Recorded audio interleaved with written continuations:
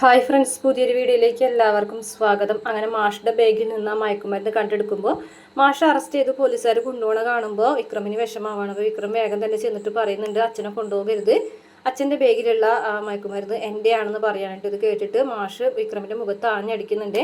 അപ്പോൾ അത്രയാണ് കേട്ടോ കഴിഞ്ഞു പോയിട്ടുള്ള കഥകൾ കാണിച്ചത് പ്രമോല്.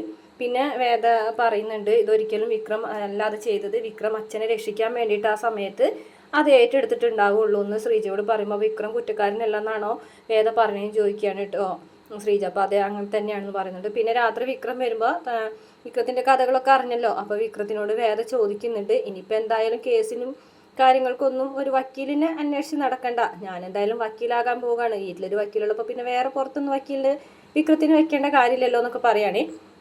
അതിനുശേഷം വീണ്ടും വേദ ചോദിക്കുന്നുണ്ട്, അന്ന് ആരാണ് അച്ഛൻ്റെ ബാഗിൽ അതിന് മയക്കുമരുന്ന് വെച്ച് അച്ഛനെ ചതിക്കാൻ നോക്കിയത്, അത് വിക്രം ഏറ്റെടുത്തതല്ലേ എന്ന് ചോദിക്കുകയാണ് കേട്ടോ. അതെന്നോട് ഇത്രയും കാര്യങ്ങളൊക്കെ ഞാൻ അറിഞ്ഞില്ലേ, ആ ഒരു കാര്യം കൂടി എന്നോട് പറഞ്ഞുകൂടെയെന്ന് വിക്രമിനോട് വേറെ ചോദിക്കുന്നുണ്ട്. അപ്പോൾ വിക്രം ഇങ്ങനെ പറയുന്നതായിട്ട് കാണിക്കുന്നില്ല.